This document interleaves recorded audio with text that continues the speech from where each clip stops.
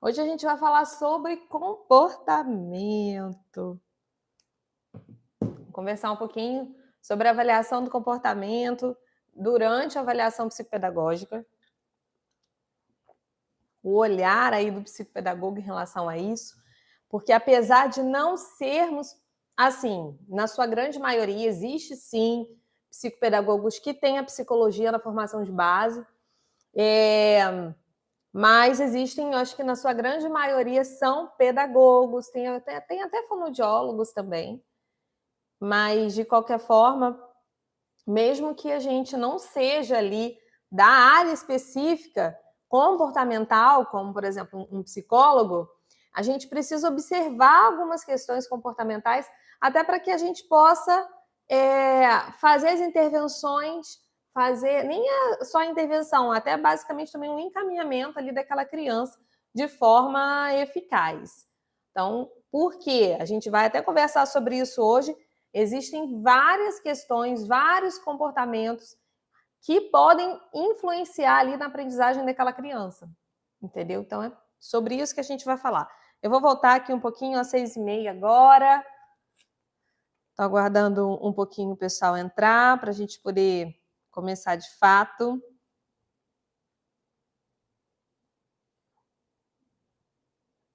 Já tinha um tempinho sem fazer live, na verdade, mas foi porque a equipe Júnior, vocês estão aí? Muito bem. Ai, gente, equipe é o marido, tá? Só para vocês saberem, equipe Júnior é o filho. É porque hoje eu estou no consultório. Então, equipe Júnior estão em casa hoje, né? É isso aí. É bom. Isso aí, equipe, fica por aqui, que se eu precisar de um help. Mas acho que hoje está tranquilo, hoje está tranquilo. Às vezes é o som, né, que não sai legal.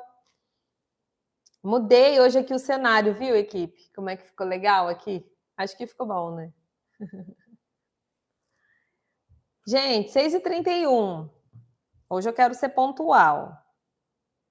Já não estou tão pontual, né? Já passou 1 minuto.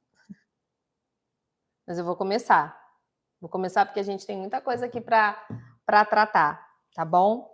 Vamos lá. A nossa live de hoje vai abordar sobre a questão do comportamento. Vou voltar aqui um pouquinho no que eu estava falando com vocês, tá? Então, o tema da nossa live é o que observar no comportamento do paciente durante a avaliação psicopedagógica. Como eu falei antes, nós não somos psicólogos em sua maioria, em sua grande maioria. Geralmente, eu acho que a maioria dos psicopedagogos tem ali a formação em pedagogia. Hoje, né, já existe ali a psicopedagogia no formato de graduação. Então, a gente tem, eu, por exemplo, tenho recebido cursistas que têm a graduação em psicopedagogia, meninas que me seguem no canal, né, que já estão aí se formando e tudo mais. Então, a gente tem o psicopedagogo, pedagogo com a pós-graduação em psicopedagogia. A gente tem fonoaudiólogos também com essa formação em psicopedagogia a nível de pós-graduação. A gente tem os psicopedagogos agora com formação a nível de graduação. E a gente também tem os psicopedagogos que têm a formação de base em psicologia. Então, assim, quando o psicopedagogo ele é psicólogo, inclusive ontem até estava falando com as minhas cursistas, eu passei um vídeo para elas, muito legal, de uma referência no Brasil em psicologia, em psicopedagogia, perdão, e ela tem como formação de base psicologia. Então, dentro até da abordagem dela na psicopedagogia, ela vai falar de psicanálise, enfim, mas é porque ela tem uma formação de base em psicologia. Por que eu estou falando sobre isso, gente? Porque quando a gente fala em comportamento, às vezes a gente se remete somente ao psicólogo, não é verdade? O psicopedagogo vai observar comportamento, psicopedagogo vai observar, psicopedagogo não vai avaliar exatamente aquele tipo de comportamento. Por exemplo, se eu tenho um paciente que chega aqui com uma queixa de ansiedade, eu até posso observar no consultório se ele demonstra essa ansiedade. Eu posso ir à escola e conversar com a escola se ele demonstra esse grau elevado mesmo de ansiedade na escola. Mas eu não posso, como psicopedagogo, com formação em pedagogia, falar que o meu paciente tem TAG. Uma vez, eu conversando com uma psicopedagoga de uma escola, eu fui conversar sobre o meu paciente. Ela era psicopedagoga institucional. Ela me recebeu para a gente conversar sobre o meu paciente que estudava naquela escola. E aí, eu conversando com ela, eu falei, olha, ele tinha na época, acho que 7 aninhos, 7, 8 anos. E aí eu falei, olha, ele tem um comportamento muito ansioso, a nível, né, dele ficar irritado, enfim, ansiedade muito aflorada. Então, às vezes, esse tipo de comportamento prejudica ele na rotina de casa, com a família, na escola, e tarará. Eu fui falando sobre ele. Aí ela olhou, ela falou assim, você acredita que ele tem... como é que é? Então ele tem TAG. Aí eu falei assim, não estou falando que ele tem TAG, nem cabe a mim dizer que ele tem um transtorno de ansiedade generalizada. Então não cabe a um psicopedagogo falar que o seu paciente tem um transtorno comportamental, se a gente não tem formação base para isso. Então, qual é o papel do psicopedagogo? Observar se ele tem esses tipos de comportamentos, até para a gente poder fazer o encaminhamento necessário, tá bom? Oi, Darlene, boa noite, é bom te ter por aqui. Boa noite. Então, vamos lá. Coloquei alguns pontos aqui. Primeiro ponto é exatamente o que eu acabei de falar. Alguns psicopedagogos são pedagogos em sua formação de base. Outros são psicólogos, fonoaudiólogos, mas independente da sua formação, é muito importante que o psicopedagogo tenha esse olhar para as questões comportamentais, tá bom? Até quando eu falo de linha teórica, por exemplo, que a gente vai estudar sobre essas linhas teóricas que norteiam o trabalho do psicopedagogo, algumas linhas teóricas enfatizam também a importância do psicopedagogo olhar as questões emocionais, porque as questões emocionais, elas podem interferir muito no processo ali de aprendizagem da criança. Gente, vocês acham mesmo que uma criança, eu já falei isso várias vezes, por exemplo, com questões ali emocionais na família, está passando por uma situação difícil, os pais estão se divorciando, ou perdeu alguém importante ali na família, a perda de um ente querido. Você acha mesmo que aquela criança, lá na escola, ela vai estar com uma cabecinha, sabe? Totalmente ligada ao que o mediador está falando com ela? Não vai. Então, às vezes, essas questões emocionais, elas implicam também onde a criança ela precisa literalmente lutar com o interior dela, com o exterior, sabe? Então, eu estou ali na sala de aula, estou recebendo aquela informação do meu mediador da aprendizagem, ali que é o professor, e ao mesmo tempo eu preciso estar concentrada, e aí daqui a pouco vêm os pensamentos, me preocupo com alguma coisa que eu estou fazendo, está acontecendo na minha casa, na minha família, e aí o que acontece? Vem o baixo rendimento. Eu tenho um paciente muito típico dentro desse quadro. Os pais se separaram e ele já está aí nessa fase de adolescência, então vem turbilhões de questões hormonais, enfim, transição de criança de pré-adolescente para adolescente, um monte de situações, mais um quadro que ele tem de TDAH. E aí o que acarretou? Várias questões emocionais. Ele é inteligente, ele inclusive tem um QI acima da média, mas ele não está conseguindo acompanhar na escola por conta das questões emocionais. Quando a gente vai fazer a sessão, inclusive ele é um paciente meu que a gente faz a sessão no formato online, quando a gente vai fazer a sessão, tem dias que eu não consigo trabalhar com ele do bombardeio de coisas que ele traz, que ele quer conversar. Principalmente a semana que acontece alguma coisa, que ele está sem o psicólogo, que ele faz a psicologia, que ele está sem o psicólogo, aí vem aquele bombardeio de informações, ele querendo conversar, e aí ele começa a ficar muito ansioso, e daqui a pouco, esses dias eu falei com a mãe dele, eu falei, não consegui trabalhar com ele a proposta que eu tinha para a nossa sessão, que era estimular ali aquelas habilidades dele e tudo, mas não consegui. Eu precisei parar para ouvi-lo, porque senão ia dar ruim o negócio. E aí ele está ali hoje, infelizmente, com um quadro depressivo. Na realidade, ele é uma criança que sempre teve ali um quadro depressivo. Existe sim a depressão infantil, tá? E aí ele mais uma questão de ansiedade, mais o TDAH, mais as questões emocionais. Mas eu, Priscila, psicopedagoga, não tenho autonomia, nem você, para poder diagnosticar transtornos comportamentais. No caso do meu paciente, ele tem lá o psicólogo dele e ele tem o psiquiatra, que é quem acompanha ele de pertinho. Tá? O meu papel quanto psicopedagoga é auxiliar ele na escola. Então, a gente tem trabalhado a organização, tem trabalhado essa estimulação dessas funções cognitivas deficitárias, principalmente em relação a funções executivas, a capacidade atencional, memória como um todo. Aí é o trabalho do psicopedagogo, de estimular por conta do quadro de TDAH. Porém, as questões emocionais eu vejo que interferem e muito na escola. E aí, qual é o meu papel quanto psicopedagoga? É orientar a escola também. Eu já fiz reunião com a escola dele acho que umas 2 vezes. De eu conversar, falar, olha, não tá legal a situação, não só por conta do quadro, mas por conta das questões emocionais que ele está vivendo no momento. Então, esse é o papel do psicopedagogo, tá? É isso que eu quero deixar claro para vocês, que apesar da gente não diagnosticar, a gente nem tem essa função de diagnosticar, quanto lá questões comportamentais, mas a gente precisa avaliar se aqueles comportamentos estão interferindo ali na aprendizagem daquela criança, ok? Vamos lá. Segundo ponto, eu sempre coloco um script aqui, tá, gente, na agenda, para ir conversando com vocês. Então, oi, Ju, deixa eu dar boa noite aqui para Ju. Tudo bem, Ju? Que bom te ter por aqui. Finalmente você conseguiu assistir, né, Ju?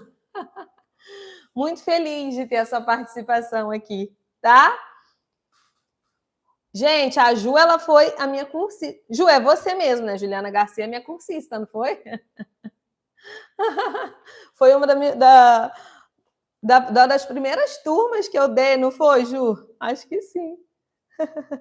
Já tem alguns anozinhos. É, a Ju. É porque tá Juliana Garcia, vai que tem outra Juliana, né, gente? Ju, fico feliz de ter você por aqui. Ju foi uma das minhas primeiras cursistas, acho que quando eu abri acho que a primeira turma de psicopedagogia clínica, alguma coisa assim. Não foi logo depois da pandemia, naquele períodozinho, já tem uns anos. Foi até no outro consultório, né? É bom te ter por aqui, Ju. Depois acho que você fez o de transtorno também, não foi? Um curso de transtorno também. É, legal. É isso aí, Ju. A gente está falando aqui sobre as questões comportamentais. E vamos lá. O comportamento do paciente, ele pode sim influenciar no seu desenvolvimento, inclusive escolar. Há um tempo atrás, eu sempre gosto de trazer, né, alguns casos assim que a gente reflete, sabe, compartilha e pensa sobre eles. Há um tempo atrás, eu recebi uma paciente que ela veio cheia de questões. Ela tem questões familiares, questões emocionais, enfim. E aí ela veio com uma avaliação neuropsicológica, onde na avaliação neuropsicológica, se eu fosse olhar o desempenho dela nas testagens, a gente diria que seria um quadro de TDAH. Porém, a neuropsicóloga, na época, não fechou, não sugeriu essa hipótese, porque ela falou assim, ela tem muitas questões emocionais.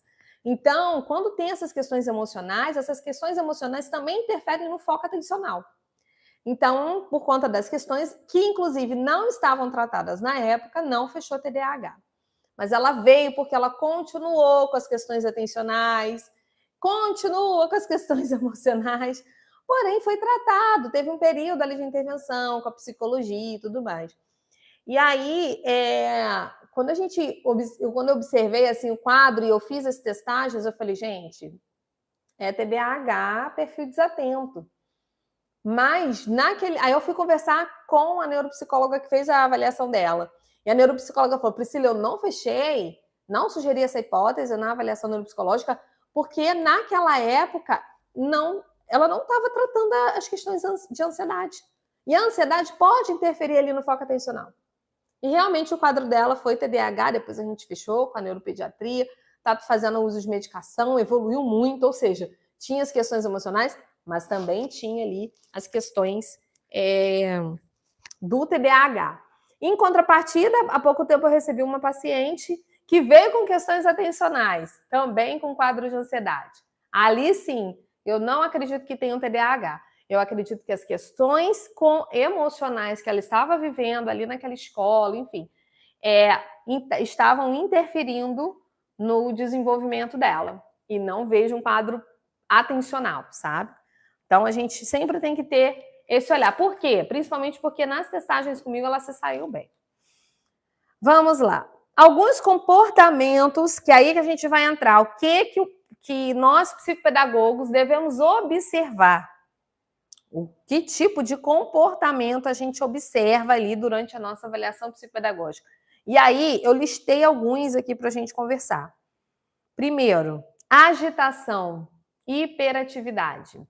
Gente, no consultório a gente consegue observar se aquela criança é agitada, é hiperativa, mesmo só com no individual, né? Mesmo somente 1 a 1, vamos colocar assim. Porque, por exemplo, até na cadeira. O que acontece com uma criança agitada que precisa sentar na cadeira para fazer algum tipo de atividade mais direcionada? Ó, aí vai escorregando, vai escorregando, vai escorregando, vai escorregando. Aí daqui a pouco já levanta, daqui a pouco dobra a perna e bota a perna para cima e não consegue sentar. A gente fala, tem a formiguinha aí? Literalmente parece que tem uma formiguinha ali. Então, a gente tem essas questões, né? Às vezes a gente observa isso. Dificuldade no controle inibitório. O que é isso? É dificuldade não só de ficar sentado, mas é aquela criança que ela tem dificuldade no controle dela como um todo, controle motor, não só de ficar sentada, mas de aguardar a sua vez, isso tudo. Oi, Cláudia, boa noite, seja bem-vinda. Tá tranquilo, Cláudia, a gente começou a ter uns 15 minutinhos. Dá para pegar bastante coisa ainda. A gente está falando, Cláudia, dos comportamentos que a gente precisa observar no consultório com as crianças, tá? E aí a gente já falei sobre agitação, sobre essa hiperatividade, essa dificuldade nesse controle inibitório, dificuldade em aguardar a sua vez. Então é uma criança que vamos fazer uma atividade? Vamos, tia! Aí vai pegando as coisas, assim, sem você pedir, ou se não, você tá jogando com ela, tá na sua vez, ela já tá jogando, então a gente vai observando isso. Grau elevado de dispersão, aquela criança que não foca a atenção dela, entendeu?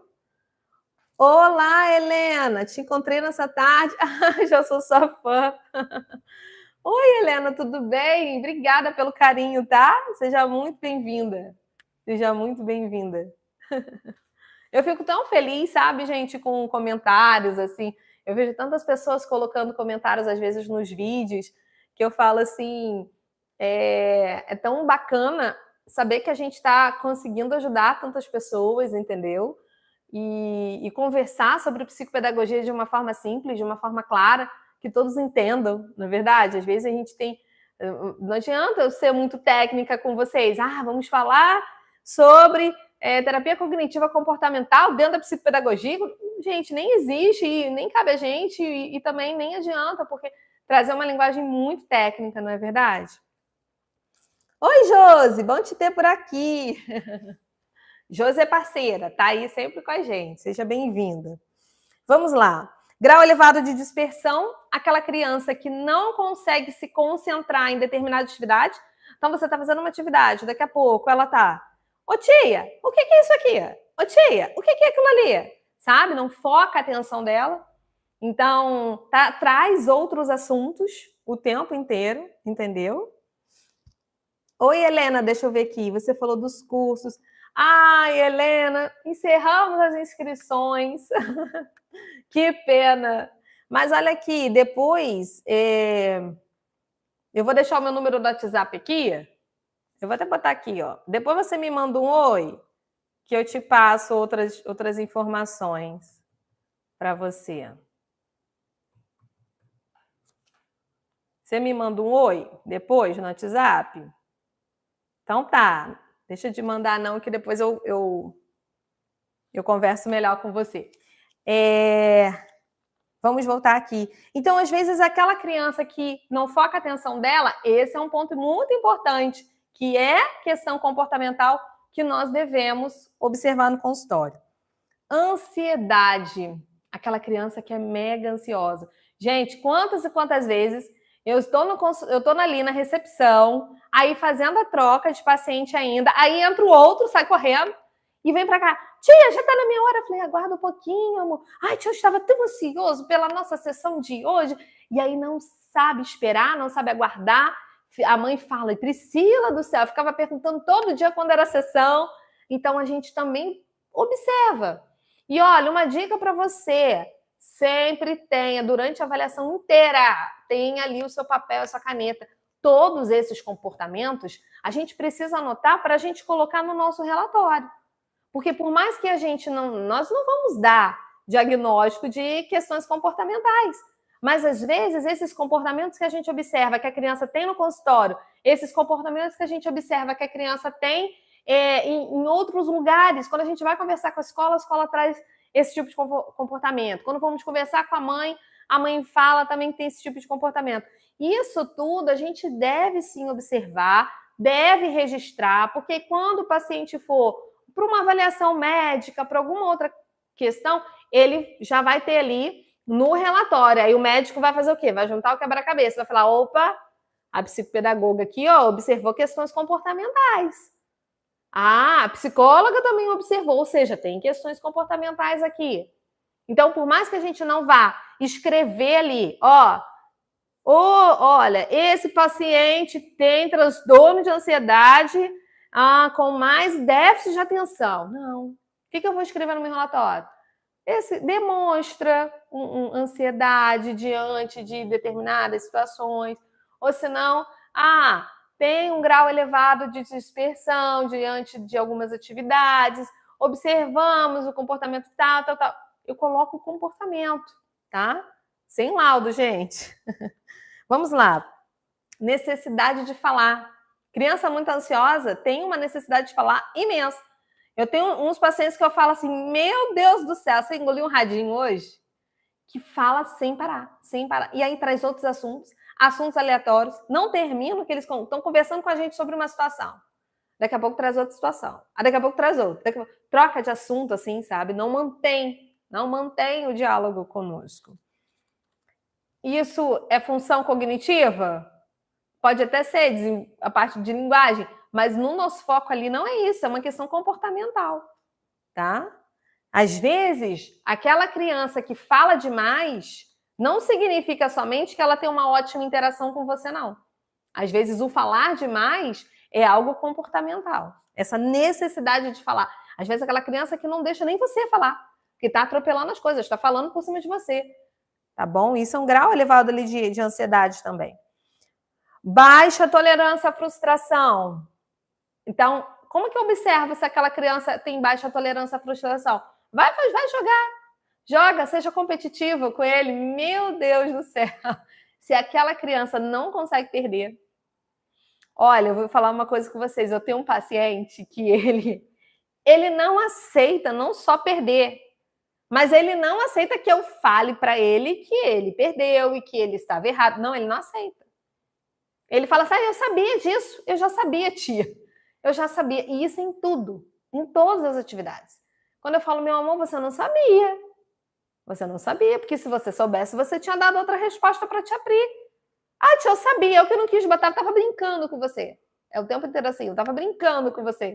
E não estava, ele não estava brincando. Ele tem dificuldade em reconhecer que estava errado. E aí, quando vem, a mãe conta que no videogame ele quase briga, ele fica gritando. Parece até que ele estava com uma dificuldade em interagir ali com outras crianças que às vezes é da escola. Aí marcam de jogar online, ele estava com dificuldade porque ele não aceitava perder. E diz a mãe que era um caos, porque ele brigava, ele grita. Aí a gente até teve que trabalhar isso com a mãe, eu tive que trabalhar isso com a mãe, a psicóloga também, de dar uma restringida ali na tela, dar uma segurada, porque estava demais. Então, essa baixa tolerância à frustração. Em contrapartida, nós temos aquela criança insegura. Então, tem aquela criança com baixa tolerância à frustração, que às vezes não aceita o não, na verdade, que demonstra até segurança demais, e aí vem aquele orgulho de não aceitar que estava errado, mas a gente também tem aquela criança insegura, que tem medo de errar, que tem medo de te dar uma resposta, porque... Olha, é típico aqui no consultório, às vezes eu vou fazer, por exemplo, as provas operatórias. Aí a criança me dá a resposta correta. Aí na prova operatória a gente faz a contra-argumentação. E aí quando eu faço a contra-argumentação que eu falo, mas você tem certeza disso? Gente, se eu falar que você tem certeza disso, já acabou. Ela vai lá e me dá uma resposta errada. Ah, não, não é não, né, tia? Ah, então não é não. E às vezes a resposta dela estava correta. Mas nas provas operatórias a gente tem que fazer a contra-argumentação, na verdade, tem que fazer. E aí, o que acontece? Vai lá e me dá uma resposta errada, mesmo sabendo a correta. Difícil, na verdade. Dificuldade em aceitar o não, dificuldade em aceitar essa ajuda, esse suporte, como esse meu paciente. Teve uma situação semana passada, foi o quê? Que a gente estava brincando. Eu não lembro, foi uma atividade que eu fiz com ele. É uma coisa que, tipo assim, não tinha. Ele tinha errado. E ele, não, tia, eu sabia. Eu sabia. Ele tem, por exemplo, ele tem muita dificuldade na ortografia. Ele é um quadro típico de TDAH. E aí ele escreve muito errado. E às vezes ele escreve errado e aí eu vou falar com ele, amor, a gente tem que consertar. E aí, onde está o erro? Onde você errou? Ih, tia, eu nem percebi, mas eu sabia, tia, eu errei aqui, mas eu já sabia, tá? Eu já sabia a resposta. Então ele tem essa dificuldade em aceitar. Até coloquei aqui, ó, dificuldade em aceitar essa ajuda, esse suporte. E aí é muito complexo, porque é um paciente que precisa de adaptação na escola e não aceita as adaptações. E ele tem 9 anos. Então, assim, às vezes a gente olha, meu Deus do céu, e aí, como é que eu vou fazer a adaptação se uma criança que não aceita suporte, não aceita ajuda? E aí, ao mesmo tempo, eu sinto que ele, por exemplo, esse meu paciente, ele tem uma necessidade imensa de mostrar para o pai dele, que é um pai ausente, de que ele sabe das coisas, de que ele é capaz. E aí ele traz esse tipo de comportamento que ele observa. Aí você fala, Priscila, você é psicopedagoga, você é psicóloga, mas você... Gente, quantas vezes a gente observa esse tipo de comportamento? Geralmente, alguns comportamentos típicos eu consigo observar na primeira sessão com o paciente.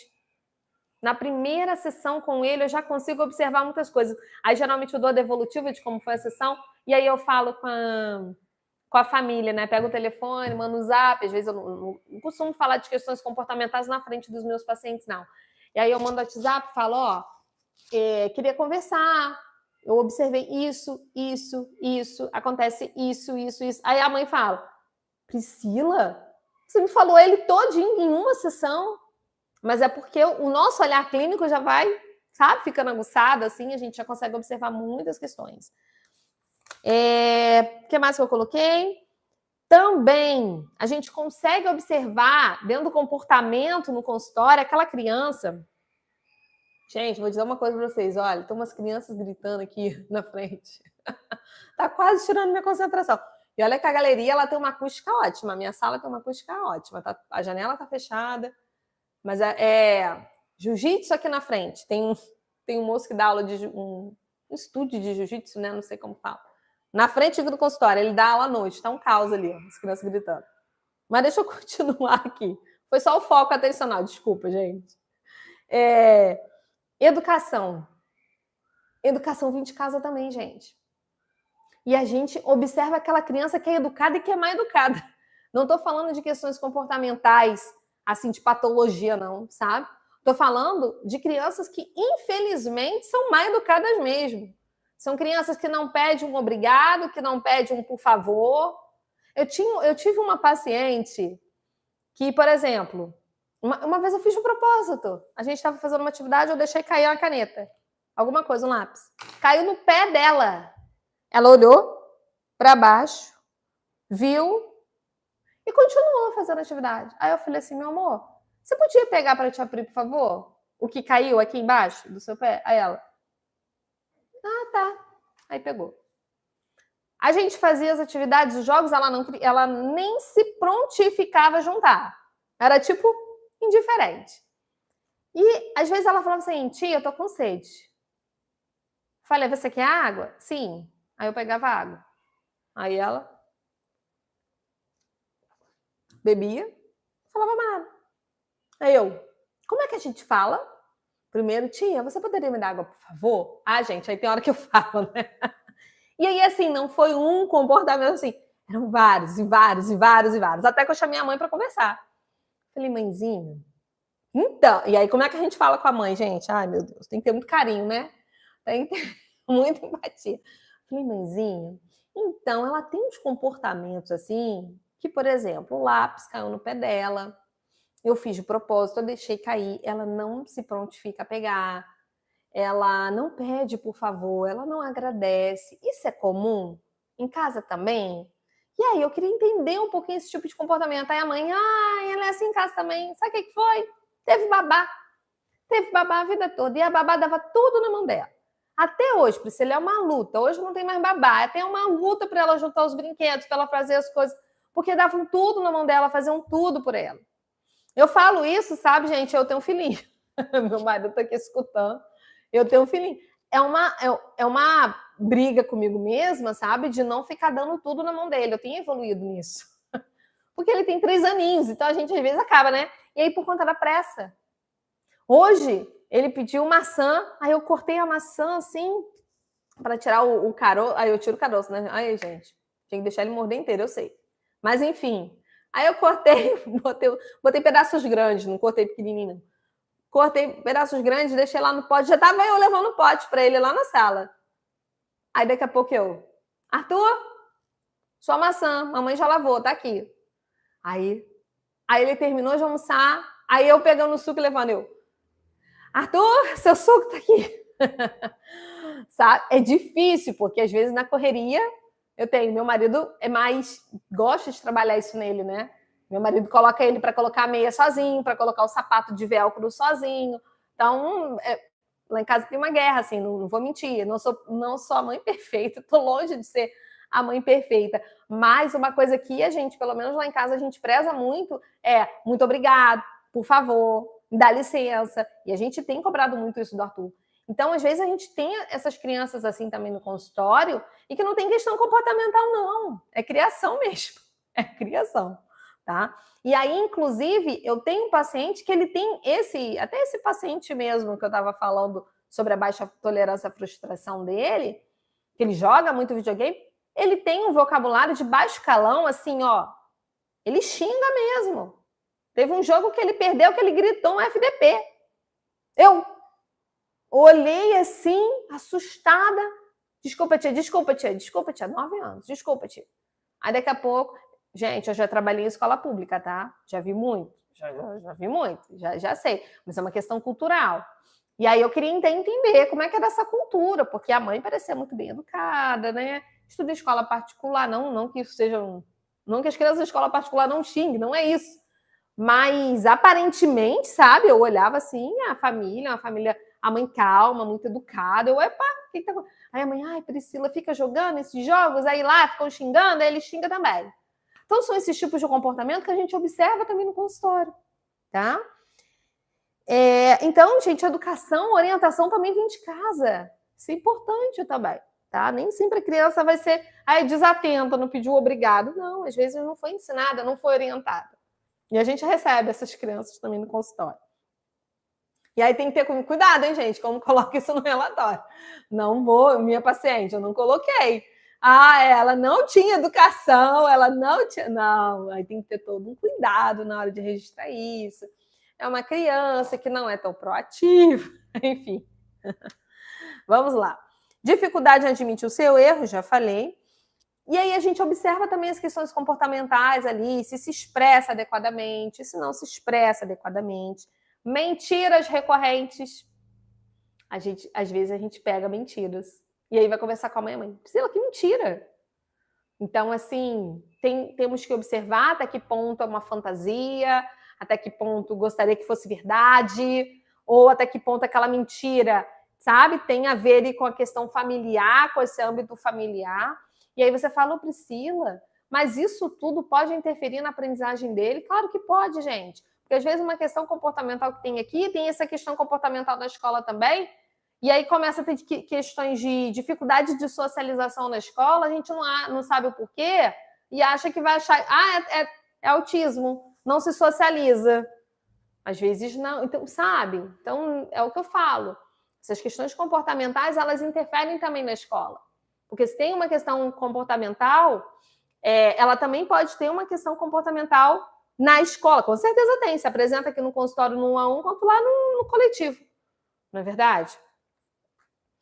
Dificuldade no âmbito familiar, questões com paternidade, questões com maternidade. Gente, a gente recebe crianças com questões com paternidade desde pequenininho.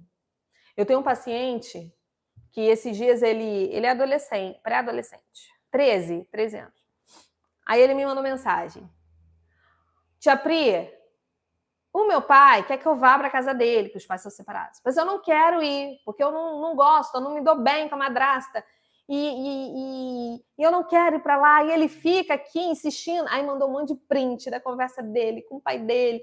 Aí ele falava, tio, meu pai para mim era um herói, mas olha tudo que ele fez, ele destruiu a minha vida, tia. Olha o que eu tenho que ficar suportando agora, de ter que ficar indo para casa da madrasta. A madrasta acho que não trata muito bem ele. Enfim, gente, um caos. Um caos. E ele cheio de questões com paternidade. E aí ele falava para mim, poxa, tia, eu tinha tanto orgulho do meu pai e hoje eu não consigo ter um relacionamento saudável com o meu pai. Então, sabe? Então, temos sim essas questões de paternidade. Baixa autoestima. Temos aí as crianças que têm baixa estima, sabe? Aquelas crianças que se sentem inferiores.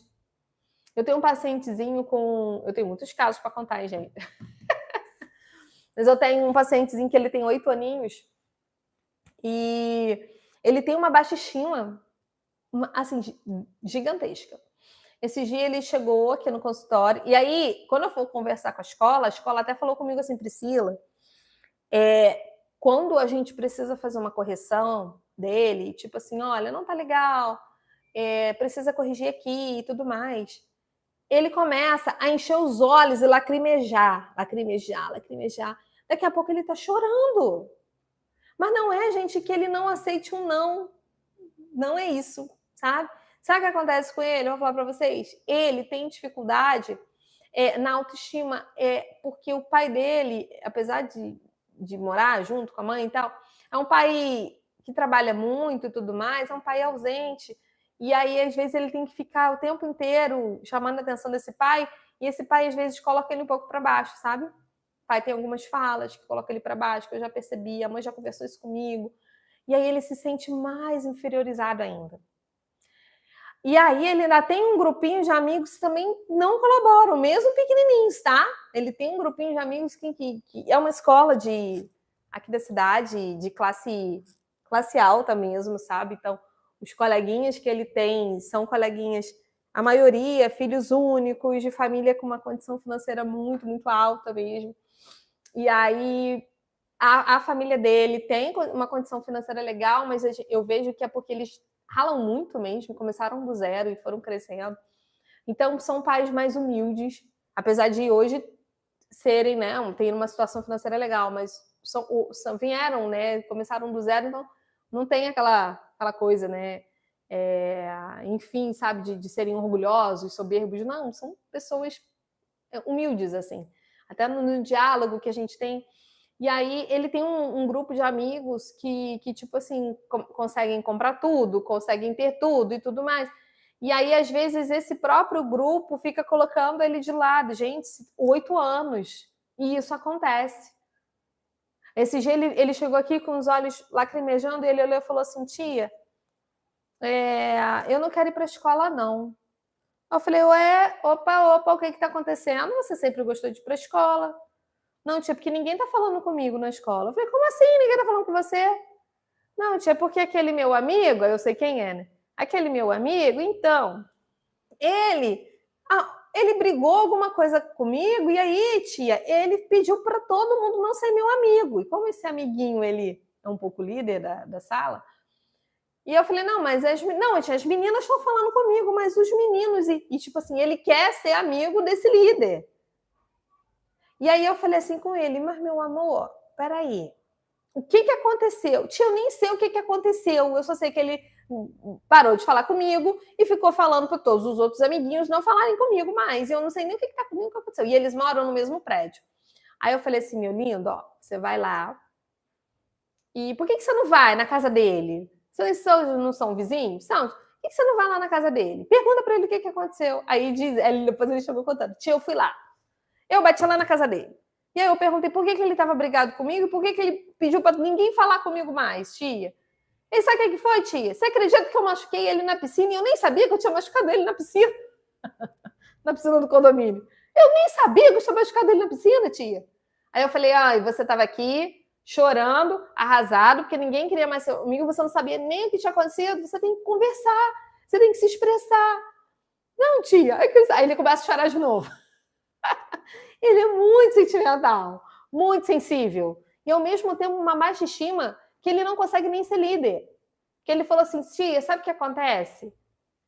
Se o meu amiguinho sugerir uma brincadeira, todo mundo brinca. Agora, quando eu vou lá e eu falo, vamos brincar disso, ninguém quer brincar. Aí, e o que você faz? Aí eu brinco do que eles querem. O tempo inteiro abrindo mão, sabe? O tempo inteiro abrindo mão do que ele gostaria para agradar as outras pessoas. E tão pequenininho, sabe? 8 anos. Fico até preocupada com essa personalidade dele. Então, assim, ele não se impõe. Aí ele começa essa baixa estima dele, ele não se impõe, ele aceita. Tipo assim, se eu não falasse para ele que ele tinha que ir lá saber o que tinha acontecido, ele também não tem idade, né? Ele é muito novinho, eu sei, Priscila é birra de criança, brincadeira, né? Criança briga mesmo, adulto não tem que se meter porque eles mesmos se resolvem. Mais ou menos, porque no caso dele, acontece isso corriqueiramente, sabe? Num contexto geral, assim. E sempre, sempre. E eu vejo que ele chora, ele fica sentido, ele tem uma baixa estima, ele não acredita no potencial dele mesmo. Eu tenho trabalhado muito isso com ele, porque ele ainda tem dificuldade de aprendizagem, então é um dos únicos que tem dificuldade de aprendizagem na sala. Dos únicos não, a sala tem um grupo, mas ele é 2, sabe, que tem dificuldade. E aí hoje ele está conseguindo tirar notas maiores do que os amiguinhos, inclusive, e aí ele está, todo feliz, todo animado. E aí eu falo com ele, você está vendo? Você está vendo como que você é capaz? Você está vendo como a tia Priscila acredita em você? E você tem que acreditar em você também? Porque inteligência, cognição você tem. Você é muito esperto, sabe? Enfim. Oi, Rosimara, boa noite. Seja bem-vinda. Vamos lá. Temos ali também quadros de depressão infantil, já falei um pouquinho para vocês. Comportamento com terapeuta. Se aquela criança interage bem, se não interage, se é muito fechada, se aquela criança é muito tímida. Isso tudo a gente também observa. Do mesmo ponto que tem aquela criança que engole um rádio, que fala pra caramba, tem também aqueles que não falam nada. A gente se depara com essas crianças, tá? Ou senão, eu tenho um paciente que ele fala assim, oi, tia, isso é o que? Tipo, mega baixinho, não dá nem pra entender. Mas aí, também, não é só... Aí você vai falar assim, ai, meu Deus, ele não interage. Ele é muito tímido, ele não interage comigo. Gente, vocês têm que ver a mãe falando. Priscila, então, é que não sei o quê. O meu olhar tem que ser o quê, gente? Na casa dele é todo mundo calmo, todo mundo zen. Ninguém grita na casa dele, todo mundo tranquilo. Eu tenho uma outra paciente assim também, que eu fui fazer uma reunião com a escola, a mãe pediu para eu participar de uma reunião junto com a escola. Aí fomos eu e a mãe conversar. Aí a escola, então, ela é tímida, ela não levanta a mão para perguntar, para tirar dúvida. A gente nem sabia que ela tinha TDAH, por exemplo, e tudo mais. Aí você vê, né? Às vezes a criança mais quietinha, por essas questões comportamentais na escola, né? Acaba que o professor não consegue visualizar, porque a atenção dele vai toda para aquela criança agitada. Eu sei como que é, eu já estive lá na ponta, é complexo isso. Mas aí ela é assim, aí a mãe, então, aí eu cortei, eu falei, vocês estão vendo? A mãe, como é que vocês querem? É impossível ela ser agitada, é impossível ela ser falante. Assim, porque a família é muito calma, é muito zen. Então tem essa questão cultural também, que é a sociedade onde aquela criança está inserida. Vai falar muito sobre ela também, tá?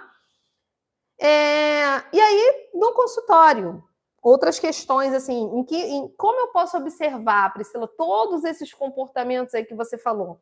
A gente observa tudo isso, gente, em atividades livres que a gente faz no consultório, em atividades direcionadas, em atividades na mesa, em atividades no chão.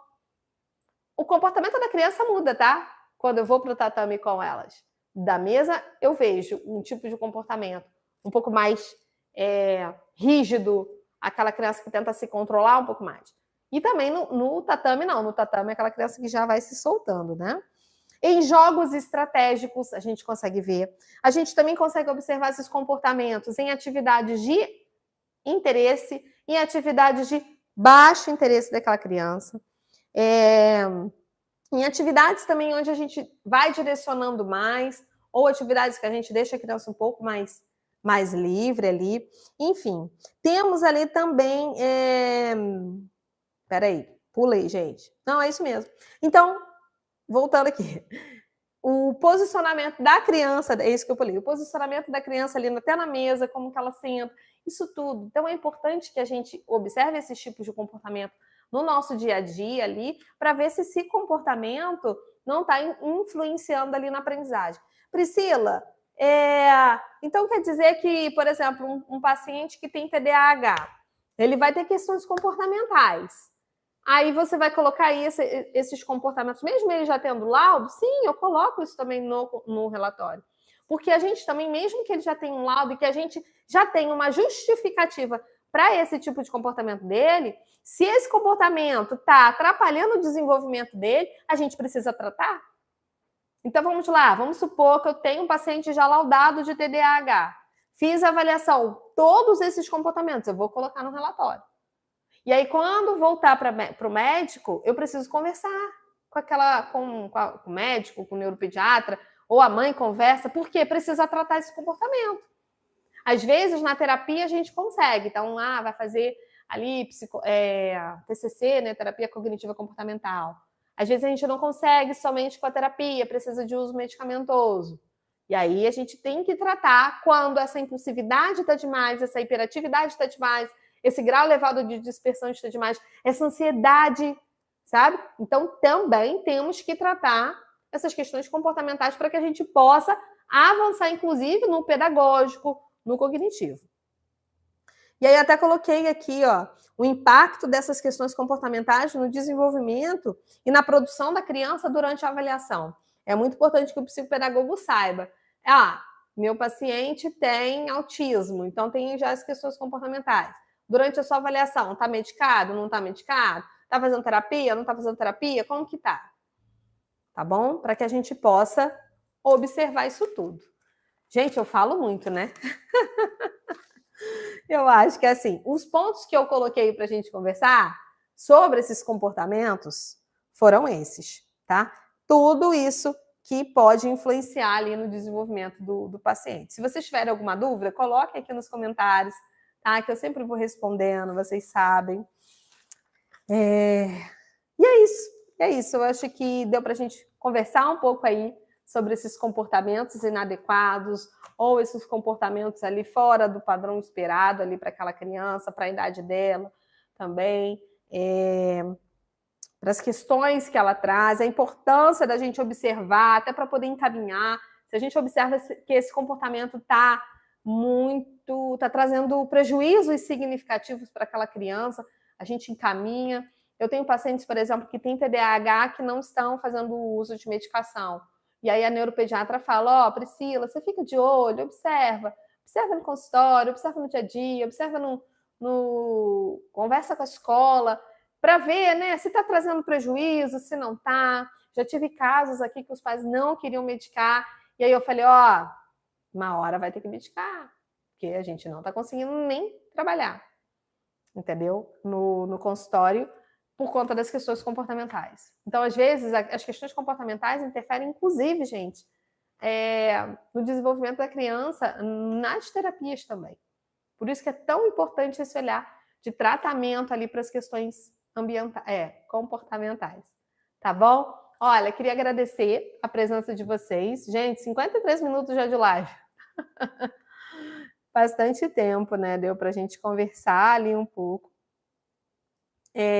sobre isso. Se vocês tiverem alguma dúvida, coloquem aí no comentário rapidinho que eu consigo responder antes da gente encerrar a nossa live de hoje, tá? Tava pensando, vamos ver, se eu conseguir na quinta que vem fazer outra live, aí eu vou utilizar um dos temas que eu coloquei lá também para votação. Teve um segundo tema lá também votado, né? Qual foi o tema? Deixa eu ver aqui.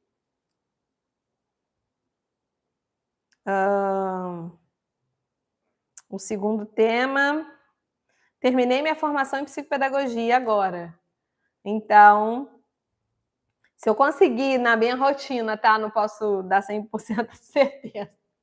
Na minha rotina, fazer uma live na quinta que vem, a gente utiliza esse tema como live, tá bom? Oi, Ju, obrigada. Foi ótimo, né? Às vezes a gente pega assim um tema bacana, eu gosto de até de colocar lá na comunidade, pedir essa sugestão, coloco algumas opções, que aí vocês também vão falando aí o que é demanda. Essa questão comportamental, quando eu coloquei lá, não só as questões comportamentais, todas as opções de live que eu coloquei lá na comunidade são demandas que eu observo no consultório, né? Então eu sempre levo para vocês coisas também que eu observo aqui no consultório, tá bom? Olha, queria agradecer a presença de vocês, tá? Beijo grande, preciso ir para casa descansar, porque amanhã cedinho tem paciente, então amanhã é um dia que eu ralo muito aqui no consultório. Amanhã tem anamnese também, o dia todo de atendimento. Então, eu trabalho amanhã, acho que o primeiro paciente é 8, termino o atendimento da manhã 12h30, e 2 horas já tem outro paciente, e a gente já vai até quase às 5. Tem dia que eu atendo aqui até... Hoje, por exemplo, eu atendi quase em cima da live. Minha paciente sai daqui às 6h10. Então, tem dia que a gente atende, que eu atendo um pouco mais, tem dia que, né, que eu dou um refrigério ali na agenda. Mas é isso. Obrigada, tá, gente? Pela companhia de vocês. Beijo grande. E nos vemos semana que vem, se tudo der certo, tá bom? Eu espero que sim, que eu consiga fazer uma live com vocês na quinta que vem. E aí eu coloco aqui para vocês. Obrigada, Cláudio. Gente, deixa uma curtida aí Vocês me ajudam sempre que vocês dão uma curtida aqui no vídeo. Eu sou péssima para pedir isso, né? Helena, você tá lá na comunidade, Helena? A gente tem uma comunidade no WhatsApp. Eu não sei se você tá. Mas todas as nossos vídeos têm um link da comunidade. A comunidade, gente, o objetivo da comunidade é colocar informações mesmo para vocês. Então, não é uma comunidade igual um grupão que todo mundo posta, não. A gente que vai sempre colocando lá as informações, tá bom? Aí você me chama, Helena, no WhatsApp. Ó, beijo grande para vocês, gente. Boa noite. Deixa eu encerrar aqui.